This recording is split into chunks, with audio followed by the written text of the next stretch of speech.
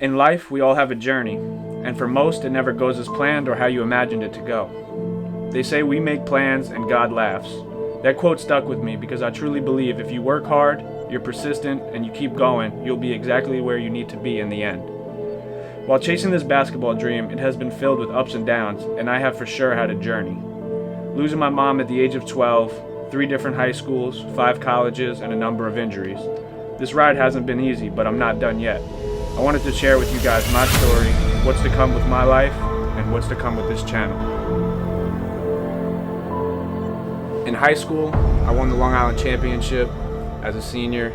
I was all New York State honorable mention, and I felt I was going to get a school, or get recruited to the level that I wanted to play at. That wasn't the case. So I got messaged by one coach from St. Joseph's College, Coach Kevin Spann. He reached out, and that was the only college that was really interested in me after I graduated. I decided to go the post-grad route. I did a couple months at Upper Room Christian. Didn't really work out there as well. So I found a knack pretty much for getting in contact with schools via email, and I would just mass send out emails every night, sending out my film. I did a bunch of showcases, just trying to do whatever I could to get a college opportunity and get a scholarship. So after months of just sending out numerous emails, hundreds, thousands of emails, I finally got a coach to get back to me. That was Lawson State Community College, Coach Philip Shumpert. While there, they had sent out, guys all over the country, and I felt this was a great opportunity for me. So after going on my visit down in Birmingham, Alabama, I signed on the spot. After months of, working out, preparing, getting ready for school, it was August and it was time to go down to Lawson. So I drove down to Birmingham with my dad, and the night before I was supposed to move in to the dorms, I got a call from the coach saying that he left. So for those of you guys that play college basketball, you know how tough it is when a coach leaves and you're not playing for the guy that recruited you. I decided to redshirt that year. So during that time, I just worked out every day, was in the gym by myself, keeping my grades right, and I wanted to transfer at the semester. Going into that next year, it was right back to where I started, sending out emails, sending out my film, trying to get an opportunity somewhere. Luckily, in January of 2017, a coach by the name of Brandon Espinosa had reached out to me from Bossier Parish Community College, and he really liked my film. Him and Coach Lovell, they wanted to take a chance on me, so we set up a visit. I flew down to Dallas. Coach picked me up, 3-hour drive to Bossier City, Louisiana, and I had a really good workout, had a really good showing for an opportunity for a scholarship. They offered me a full scholarship on the spot, and I also signed on the spot because I knew this was my last chance pretty much. Going into that year, 2017, 2018, I had a pretty solid freshman year in Region 14. For those of you that aren't too familiar with Juco basketball, Region 14 is arguably the best conference in the country. You're playing Trinity Valley, Panola, Tyler Junior College, Navarro, Parish Junior College, and then on the south side you got Lee College, Angelina College, Jacksonville College. So it's loaded, man. It's the Big 12 of Juco basketball. So night in and night out, we're matching up with high major guys, high major Division I transfers, and I held my own. I got a decent amount of college interest after my freshman year, and I decided ultimately, with me and my teammate Quintre, we decided to go to the University of the Virgin Islands, which was a Division I NAIA. During that time, between Juco and then deciding to go to a 4-year for 3 years to play, I got kind of sold a dream. I was told, we were going to be living in an apartment on the beach, playing 6 Division I's on ESPN, and, it was pretty much an easy sell. I got there, and, it was not what we expected. We were living pretty rough in St. Thomas in the Virgin Islands. Unless you're on a resort or really, or got money, but it wasn't that. It was It was very tough. It was kind of like a third world country, and food was hard. We didn't eat much. Cafeteria really didn't take care of us like we should from working out. But like I said before, you make plans and God laughs, and I truly believe everything happens for a reason. And I ended up tearing my deltoid ligament that year, so I couldn't play. I tried to work out a few days, get up and down in practice, and it wasn't good. So I went and got an MRI and got my results back, and it was a superficial tear of my deltoid ligament. And the doctor at the time in the Virgin Islands told me I needed surgery. So for me, that was like a blessing in disguise, where it's like this is my chance to get out of here and give Juco one more chance. So I was only there for about 2 months. Flew home, and it was right back to the drawing board, right back to where I started. So started emailing coaches, working out every day. I was working at a sneaker warehouse, and it just bothered me so much because I knew how talented I was with basketball, and I knew I should be out there playing. And circumstances and the way the cards were dealt, it didn't work out. February came around, and a bunch of junior colleges were getting back to me after my freshman year, because they know if you can perform in Region 14 at that level, you can play anywhere in the country at the junior college level. So Coach PC from Howard College had reached out to me after seeing my film that I sent him, and they really liked me. So they offered me another full scholarship, and man, I jumped on it, because now I'm 21, turning 22 years old, and now I know this is really my last chance. And I signed with them in February, and now I had a whole nother summer just to work out and prepare and get ready for school.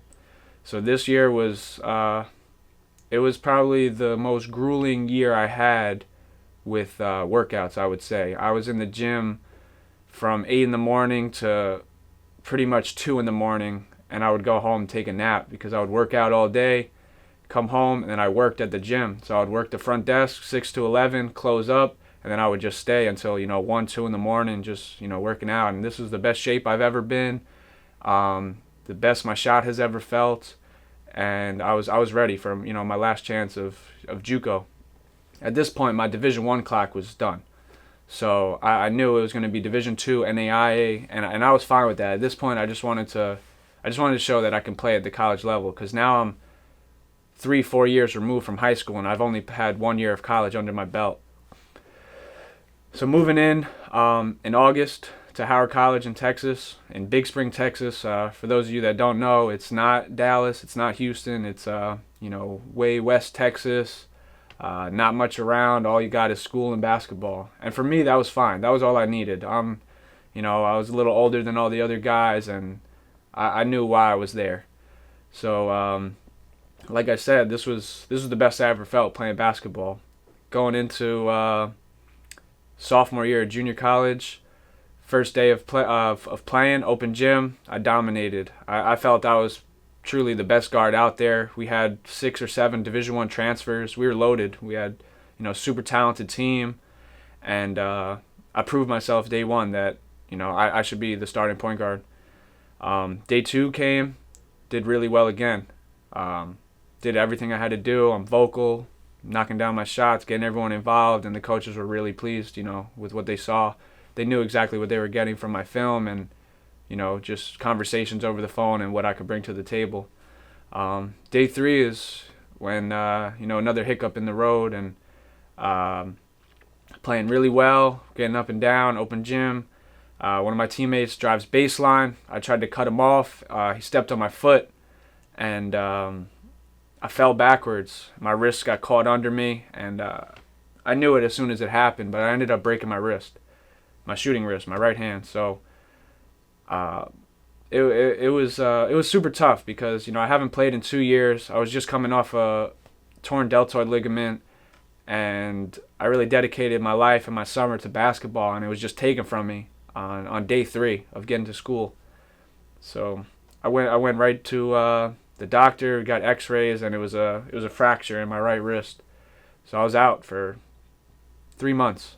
This was in August, so I was out 3 months, came back in November, just in time for the Odessa scrimmage. And at this time, like, I can't even shoot the basketball. A broken wrist in basketball, especially your shooting wrist, is one of the worst injuries, there is, other than obviously knees. And I wasn't myself. I couldn't shoot the ball. I'm wide open and I'm passing up shots because my wrist just wasn't back yet. But I did everything else, on the floor that I could do to help my team. Going into this year, I didn't know really what to think. Now coming off of a broken wrist, now guys had 3 months ahead of me, so I knew I had to work my way back. But that's what I did my entire life. By game 3, I was playing, 25, 30 minutes a game. We started winning a little bit, and by game 5, I got the starting position at point guard.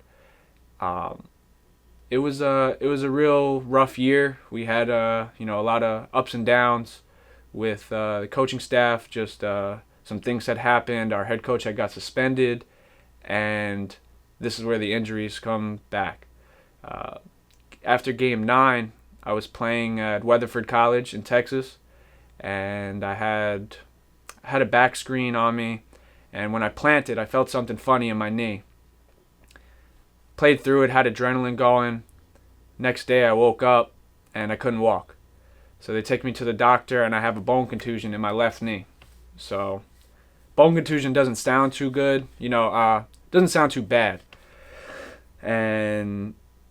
But those of you that have had a bone contusion, a pretty bad one, it's hard. It's hard to walk on. It's very hard to walk on. It's hard to plan. It's hard to put pressure on. So I was out for the last 6 games of the semester to rest up, come back, and, finish out the year for the next 10, 12, 13 games, which were all conference. Came back the day after Christmas break, and I'm feeling good. I'm dunking. I'm hitting my shots. My leg feels 100%. Having a good practice. Drive to the basket, go up for a floater, and I come down, and my knee just buckles, my right knee now. I punched the floor. I couldn't, I was just in tears of frustration just because basketball was just being taken from me, and I couldn't really do anything about it. I tried my best to take care of my body, stretch, do as much as I could to try to stay healthy, and I just couldn't stay healthy. So walking into the trainer's room, my trainer just started laughing because he was just like, man, you can't catch a break. After a bunch of x-rays, MRIs, and everything, it ended up being a microfracture in my right knee, which sidelined me for the rest of the season. And now I'm 23 years old, and I just played 9 games of my last year at Juco, and now I have nothing. I'm not going to get a scholarship, with 9 games of film after breaking my wrist and then a microfracture in my knee at 23 years old with no Division I eligibility.